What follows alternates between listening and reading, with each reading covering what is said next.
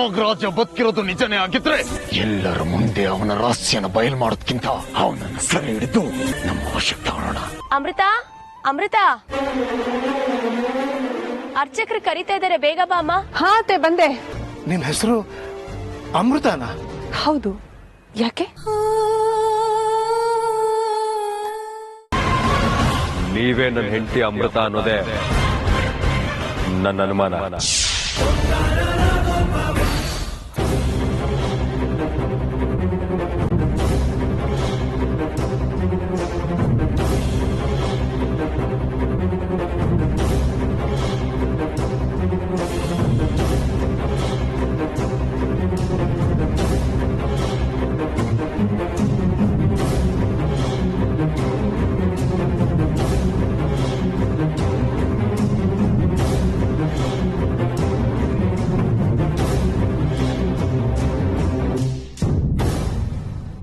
ಅಮೃತ, ಏನ್ ಯೋಚನೆ ಮಾಡ್ತಾ ಇದೀಯಮ್ಮ?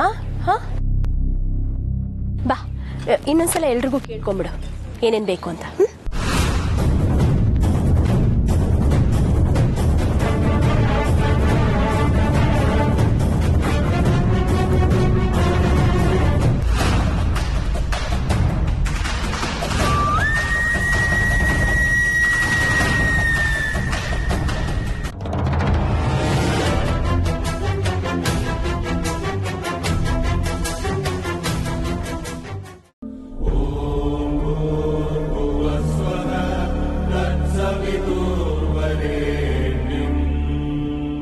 ಅಯ್ಯೋ, ನೀವ್ಯಾಕೆ ತೊಂದರೆ ತಗೊಂತಾ ಇದ್ದೀರಾ?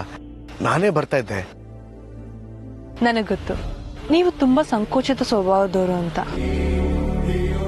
ನೀವು ಹೆಚ್ಚು ಜನ ಇರೋ ಕಡೆ ಬರಲ್ಲ ಅಂತನೂ ನನಗೆ ಗೊತ್ತು. ಅದಕ್ಕೆ ನಿಮಗೆ ತೊಂದರೆ ಆಗ್ಬಾರ್ದು ಅಂತ ನಾನೇ ಪ್ರಸಾದ ಕೊಡೋಣ ಅಂತ ಬಂದೆ. ಬನ್ನಿ, ಕುತ್ಕೊಂಡು ಪ್ರಸಾದ ತಿನ್ನೋರು.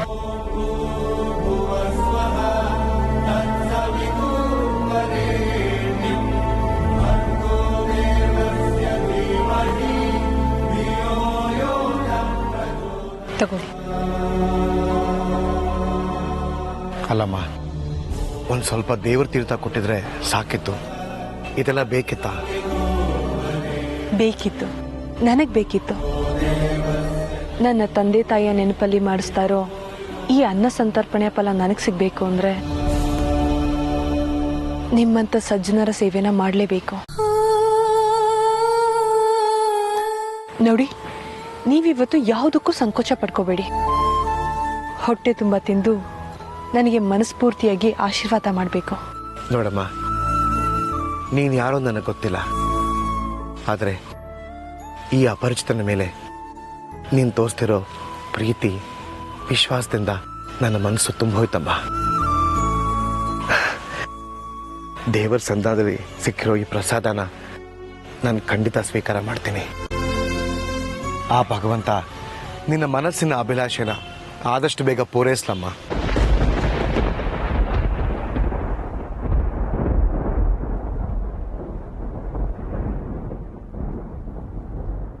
ಜೈ ಮಹಾಕಾಲ, ಜೈ ಮಹಾಕಾಲ.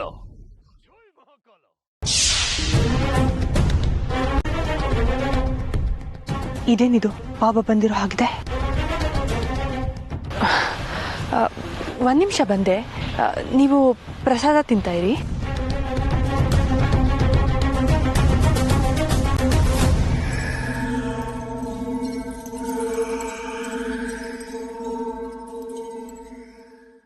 ಹೇಮಾ, ಇದು ಭೈರವ ಬಾಬಾ ಧ್ವನಿ ಅಲ್ವಾ? ಹೌದು ಅತ್ತೆಮ್ಮ. ಅವ್ರು ಯಾಕೆ ಇಲ್ಲಿಗೆ ಬಂದ್ರು? ಅದು ಈ ಸಮಯದಲ್ಲಿ? ಅತ್ತೆ, ಅಜ್ಜಿ ಬನ್ನಿ, ಅದೇನು ಅಂತ ಹೋಗಿ ನೋಡೋಣ.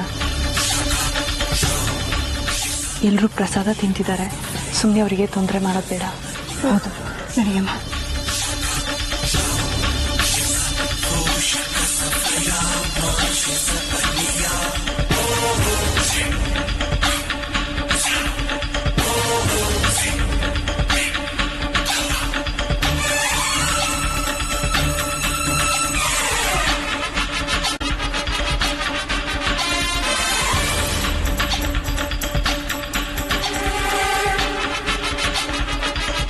ಜೈ ಮಹಾಕಾಲ. ಬಾಬಾ ಏನ್ ತಾವಿಲ್ಲಿ? ಏನ್ ವಿಷ್ಣು, ನೀನ್ ಬಾಬಾ ಜೊತೆ ಯಾಕೆ? ಬಾಬಾ ತುಂಬಾ ಕೋಪದಲ್ಲಿದ್ದಾಗಿದೆ. ಏನಾಯ್ತು?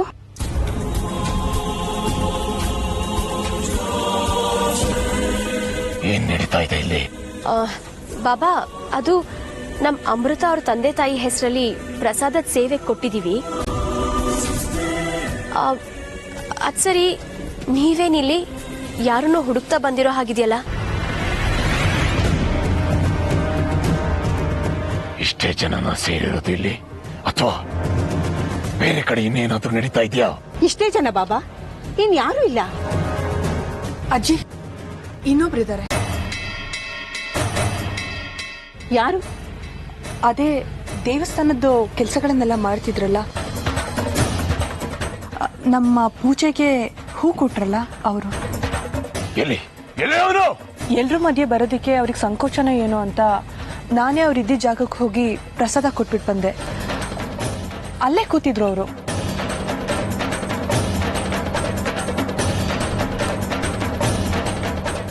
ಇಷ್ಟು ಎಲ್ಲರಿಂದ ದೂರ ಹೋಗಿ ಕೂತಿದ್ದಾನೆ ಅಂದ್ರೆ ಅವನು ಯಾಕೆ ಹಾಕಿರ್ಬಾರ್ದು? ಬಾಬಾ ಅಲ್ಲೇ ಹೋಗಿ ನೋಡೋಣ ನಡಿ.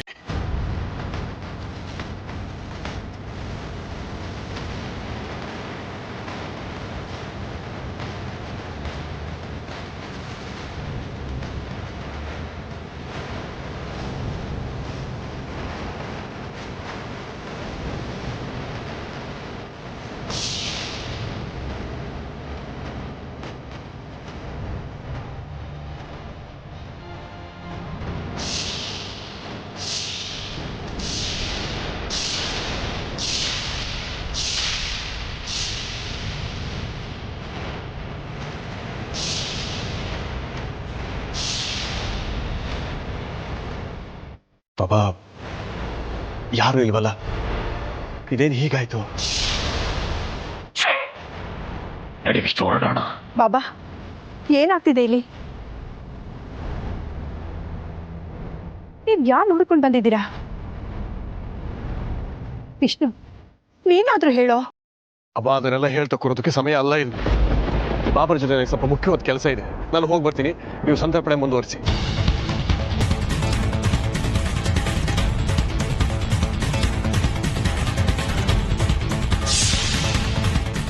ಏನೋ ಅಪ್ಪ, ಇವ್ರಿಗನ್ನ ಅರ್ಥ ಮಾಡ್ಕೊಳಕ್ಕೆ ಆಗ್ತಿಲ್ಲ. ಸರಿ ಸರಿ ನಡೀರಿ, ಅಲ್ಲಿ ಪ್ರಸಾದ ಬಡಿಸ್ಬೇಕು, ಎಲ್ಲ ಕಾಯ್ತಾ ಇರ್ತಾರೆ. ಬಾಮ.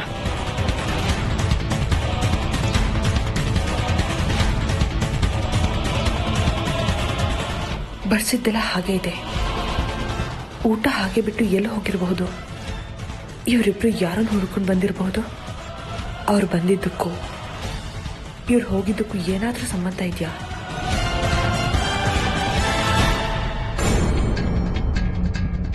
ಹೇಳ್ರಿ, ನನ್ನ ಅಮೃತ ನೀವೇನಾ?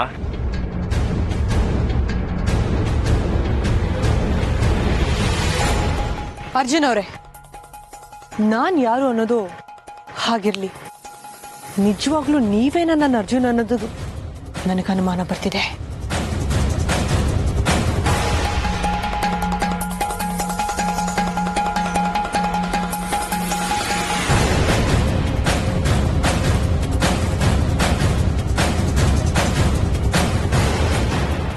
ಅಮೃತ ಅವ್ರೆ, ನೀವೇನ್ ಮಾತಾಡ್ತಾ ಇದೀರ ಅಂತ ಗೊತ್ತಿದ್ಯಾ ನಿಮ್ಗೆ?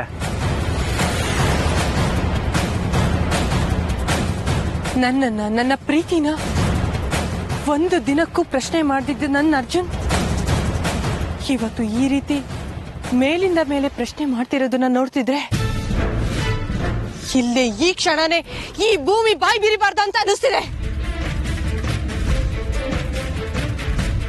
ಈ ರೀತಿ ಅನುಮಾನ ಪಟ್ಟು ನನ್ನನ್ನ ಪ್ರಶ್ನೆ ಮಾಡೋ ಬದಲು ಇಲ್ಲೇ ಈ ಕ್ಷಣನೇ ನನ್ನನ್ನ ಕೊಂದ್ಬಿಡಿ ಅರ್ಜುನ್ ಅವರೇ. ಆಗ ನಿಮ್ಮ ಎಲ್ಲಾ ಗೊಂದಲಗಳು ಬಗೆಹರಿಬಹುದು. ಅಮೃತ ಅವ್ರೆ, ಯಾಕೆ ಇಷ್ಟು ಅಪ್ಸೆಟ್ ಆಗ್ತಿದ್ದೀರಾ? ಸಾಯೋ ಮಾತಲ್ಲ ಯಾಕೆ? ಹೀಗೆ ಅನುಮಾನ ಪಡೋ ಬದಲು ಅದೇ ವಾಸಿ ಅಂತ ಅನಿಸ್ತಾ ಇದೆ. ನನ್ನ ಮಾತಿನ ಉದ್ದೇಶ ನಿಮ್ಮನ್ನ ಅನುಮಾನಿಸೋದಲ್ಲ ಅಮೃತ ಅವ್ರೆ. ನನ್ನ ಮನಸ್ಥಿತಿ ಮತ್ತೆ ಪರಿಸ್ಥಿತಿ ಎರಡು ನಿಮ್ಗೆ ಅರ್ಥ ಆಗ್ತಾ ಇಲ್ಲ. ಯಾವ ಮನಸ್ಥಿತಿ ಬಗ್ಗೆ ಮಾತಾಡ್ತಿದ್ದೀರಾ ಅರ್ಜುನ್ ಅವರೇ? ಯಾವ ಪರಿಸ್ಥಿತಿ ಬಗ್ಗೆ ಮಾತಾಡ್ತಿದ್ದೀರಾ ಹೇಳಿ? ಪ್ರಾಣಕ್ಕಿಂತ ಹೆಚ್ಚಾಗಿ ಪ್ರೀತಿಸೋ ಹೆಂಡತಿ ಮೇಲೆ ಅನುಮಾನ ಪಡೋ ಅಂತ ಪರಿಸ್ಥಿತಿನಾದ್ರೂ ಏನಿದೆ ನಿಮ್ಗೆ? ಇಲ್ಲಿ ನನ್ನನ್ನ ಬಿಟ್ಟು ಮತ್ತೆ ಯಾರೋ ಇದಾರೇನೋ ಅನುಮಾನ ಆದ್ರೂ ಯಾಕೆ ಬಂತು ನಿಮ್ಗೆ? ಹೇಳಿ ಅರ್ಜುನ್ ಅವರೇ. ನನಗೆ ಗೊತ್ತು ಅಮೃತ ಅವರೇ, ನನ್ನ ಮಾತಿಂದ ನಿಮಗೆ ನೋವಾಗಿದೆ, ಬೇಜಾರಾಗಿದೆ ಅಂತ. ಆದ್ರೆ ಕಂಬದ ಪೂಜೆಯಲ್ಲಿ ನಡೆದ ಘಟನೆಯಿಂದ ನನಗೆ ಯಾರನ್ನ ನಂಬೋದು ಯಾರನ್ನ ಬಿಡೋದು ಒಂದೂ ಗೊತ್ತಾಗ್ತಾ ಇಲ್ಲ. ಅದು ಅಲ್ಲದೆ ಆ ದರಿದ್ರ ಹಾವು ನನ್ನ ಬೆನ್ನಿಂದ ಬಿದ್ದಾಗಿಂದ ನನ್ನ ಮೇಲೆ ನನಗೆ ನಂಬಿಕೆ ಹೊರಟೋಗಿದೆ. ಏನಂದ್ರೆ ದರಿದ್ರನ? ಹೌದು, ನಮ್ಮ ಮನೆಯವ್ರ ನೆಮ್ಮದಿನ ಹಾಳು ಮಾಡೋದಕ್ಕೆ ನಿಂತಿರೋ ಹಾವು ದರಿದ್ರ ಆಗದೆ ಇನ್ನೇನಾಗೋದಕ್ಕೆ ಸಾಧ್ಯ? ಬೆನ್ನ ಹಿಂದೆ ಬಿದ್ದಿದೆ ಪೀಡೆ.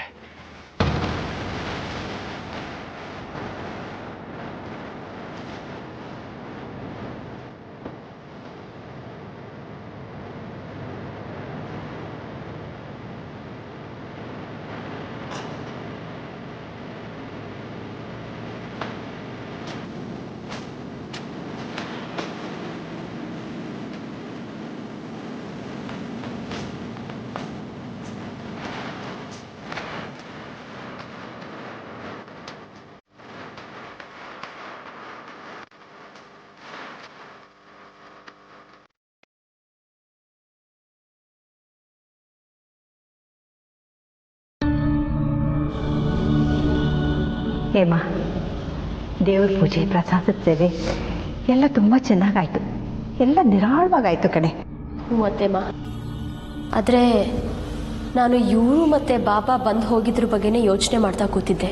ಇವರಿಬ್ರು ಯಾರನ್ನು ಹುಡ್ಕೊಂಡು ಬಂದ್ರು ಅಂತಾನೆ ಗೊತ್ತಾಗ್ಲಿಲ್ವಲ್ಲ ಅತ್ತೆಮ್ಮ? ನನಗೂ ಅದೇ ಯೋಚನೆ ಆಗಿದೆ ಕಣೆ.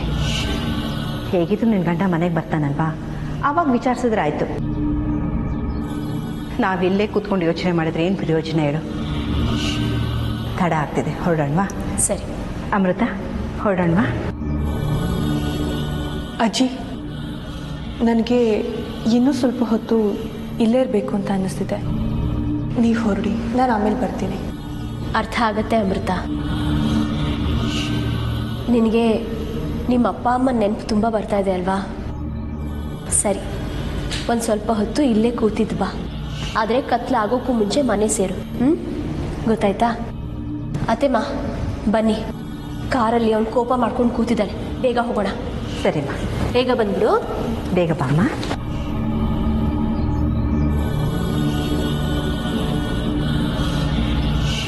ಅವರೆಲ್ಲ ಹೋಗಿರ್ಬೋದು. ಯಾಕೆ ಅವ್ರ ಬಗ್ಗೆ ನಾನು ಅವಾಗ್ಲಿಂದ ಯೋಚನೆ ಮಾಡ್ತಾ ಇದ್ದೀನಿ. ಹೋಗಿ ನೋಡೋಣ, ಅವ್ರು ಇಲ್ಲೇ ಎಲ್ಲಾದರೂ ಇರಬಹುದು. ಬಾಬಾ, ನಾವು ಮತ್ತೆ ಮೋಸ ಹೋದ್ವಿ ಅಂತ ಅನಿಸ್ತಾ ಇದೆ ನನಗೆ. ನೀನು ಸರಿಯಾಗಿ ನೋಡಿದ್ದೆ ತಾನೆ? ಅವನು ನೀನು ನೋಡಿದ್ದಿದೆ ದೇವಸ್ಥಾನದಲ್ಲಿ ತಾನೆ? ಹೌದು ಬಾಬಾ, ನಾನು ಅವನು ನೋಡಿದ್ದು ಇದೇ ದೇವಸ್ಥಾನದಲ್ಲಿ. ಆದರೆ ಅವನಿಗೆ ನಾವು ಬರೋ ಸೂಚನೆ ಗೊತ್ತಾಗ್ಯೋ ಏನೋ ಇಲ್ಲಿಂದ ತಪ್ಪಿಸ್ಕೊಂಡ್ಬಿಟ್ಟಿದ್ದಾನೆ. ನೀವು ನೋಡಿದಿರಲ್ಲ, ಪ್ರಸಾದ ಬಡಿಸಿದೆಯಲ್ಲ, ನಾ ಹಾಗೆ ಬಿಟ್ಟು ಹೋಗಿರೋದನ್ನ. ಅಲ್ಲಿಂದ ಎದ್ದು ಹೋದನು ಅವನೇ ಯಾಕೆ ಆಗಿರಬಾರ್ದು? ಹೌದು ವಿಷ್ಣು, ನೀನ್ ಹೇಳ್ತಾ ಇರೋದ್ರಲ್ಲಿ ಸತ್ಯ ಇದೆ. ನನಗೆ ಯಾಕೋ ಅನುಮಾನಗಳು ಬಲವಾಗಿದೆ ಅಂತ ಅನಿಸ್ತಾ ಇದೆ. ಅನ್ನ ಸಂತರ್ಪಣೆ ನಡೀತಾ ಇರುವಾಗ ಮಧ್ಯದಲ್ಲಿ ಪ್ರಸಾದ ಬಿಟ್ಟು ಎದ್ದೋಗಿದ್ದಾನೆ ಅಂದ್ರೆ ಅದು ಅವನೇ, ಖಂಡಿತವಾಗ್ಲೂ ಅದು ಅವನೇ. ಆದರೆ ಆ ಅನುಮಾನಗಳನ್ನ ಹೇಗೆ ಬಗೆಹರಿಸ್ಕೊಳ್ತು ಅಂತ ನನಗೆ ಅರ್ಥ ಆಗ್ತಾ ಇಲ್ಲ. ಬಾಬಾ, ಭೂಮಿ ದುಂಡುಗಿದೆ. ಆ ನಾಗರಾಜ ಇವತ್ತು ನಮ್ಮ ಕಣ್ಣಿಂದ ತಪ್ಪಿಸ್ಕೊಂಡಿರ್ಬೋದು. ಆದರೆ ಮುಂಬರೋ ದಿನಗಳಲ್ಲಿ ಆ ನಾಗರಾಜ ನಮ್ಮ ಕಣ್ಣಿಗೆ ಬೀಳಲೇಬೇಕು. ಆ ವಿಶ್ವಾಸ ನನಗಿದೆ. ನಾನು ಅದೇ ದಿನಕ್ಕೋಸ್ಕರ ಕಾಯ್ತಾ ಇದ್ದೇನೆ ವಿಷ್ಣು. ಸಿಕ್ಕ ದಿನವನ್ನು ನಮ್ಮ ಲಾಭಕ್ಕೆ ಹೇಗೆ ಬಳಸ್ಕೋಬೇಕು ಅಂತ ಸರಿಯಾದ ಯೋಜನೆನ ರೂಪಿಸ್ತೀನಿ. ಹೇಗಿದ್ರು ನಾಗಮಣಿ ನಮ್ಮ ಕೈ ವಶದಲ್ಲಿ ಇದೆ. ನಾವ್ಯಾರಿಗೂ ಹೆದರೋ ಅವಶ್ಯಕತೆನೇ ಇಲ್ಲ.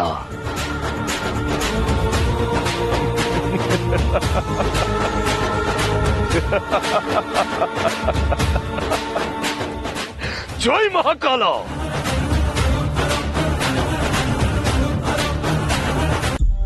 ನನಗೊತ್ತು ನಿಮಗೆ ಬೇಜಾರಾಗಿದೆ ಅಂತ.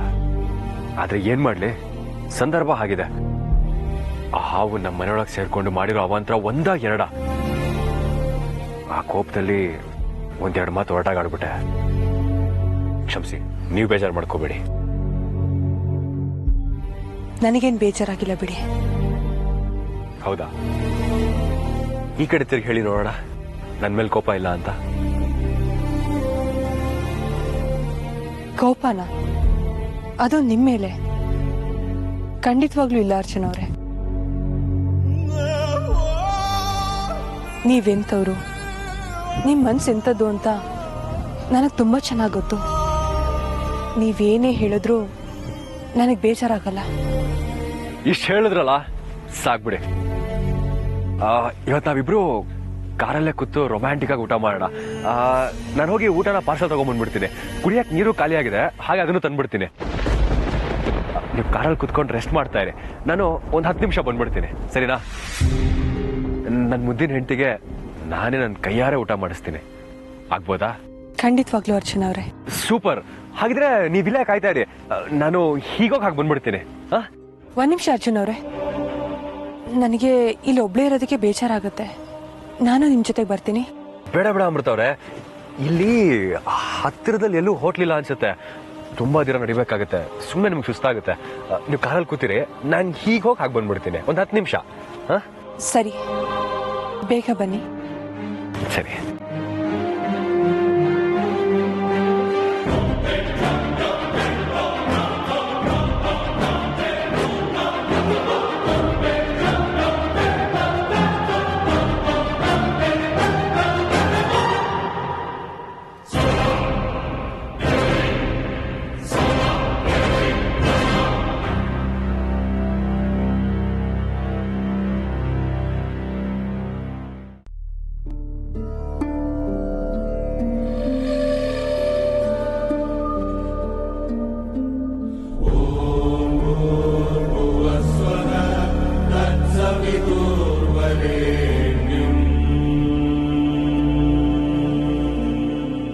ಏನಮ್ಮ ಇದು?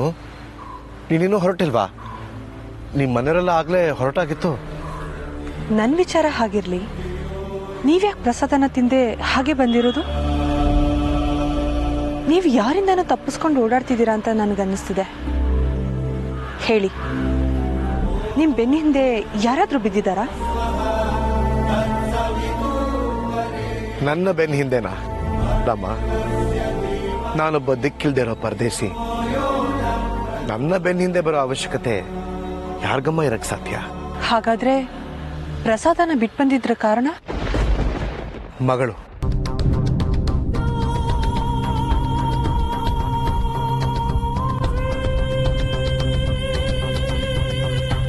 ಮಗಳ ನೆನಪುಗಳು.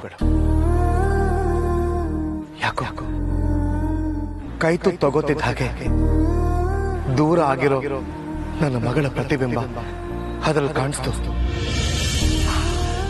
ಅದಕ್ಕೆ ತುತ್ತು ಗಂಟಲಿನಲ್ಲಿ ಇಳಿಲಿಲ್ಲ. ಎಲ್ಲಿದ್ದಾಳೋ, ಹೇಗಿದ್ದಾಳೋ ಅನ್ನೋ ಸಂಕಟ ಇದ್ದಿದ್ರೆ ಬಹುಶಃ ನಿನ್ನ ಹಾಗೆ ಇರ್ತಿದ್ಲೋ ಏನೋ.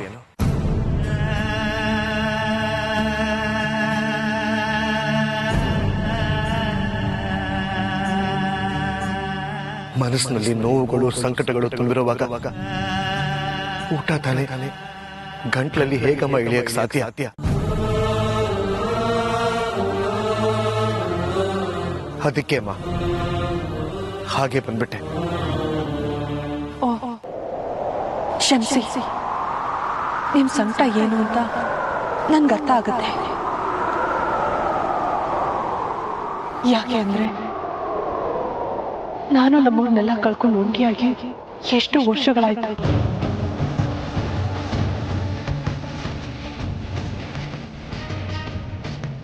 ನಮ್ಮವ್ರು ನಮ್ಮಿಂದ ದೂರ ಆದಾಗ ಆಗೋ ನೋವು ಯಾವ ಶತ್ರುಗಳಿಗೂ ಬೇಡ. ಯಾರನ್ನು ಕಳ್ಕೊಂಡಿದ್ಯಾ ಅಂತ ತಿಳ್ಕೊಬೋದಮ್ಮ?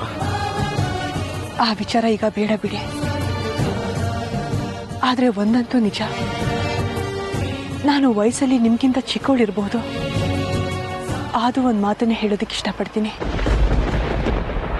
ನಾವು ನಮ್ಮನ್ನ ಇಷ್ಟಪಡೋರಿಂದ ದೂರ ಆದಾಗ, ನಮ್ಮವರನ್ನ ಸೇರ್ತೀವೋ ಇಲ್ವೋ ಅನ್ನೋ ಅತಂತ್ರ ಭಾವ ಕಾಡ್ದಾಗ, ಆ ಪರಮಾತ್ಮನ ಧ್ಯಾನಿಸ್ತಾ ಭಕ್ತಿಯಿಂದ ಮೊರೆ ಇಟ್ರೆ ನಮ್ಮ ಸಂಕಷ್ಟಗಳೆಲ್ಲ ದೂರ ಆಗುತ್ತೆ ಅಂತ ನಮ್ಮಪ್ಪ ಅಮ್ಮ ಆಗಾಗ ಹೇಳ್ತಾ ಇದ್ರು.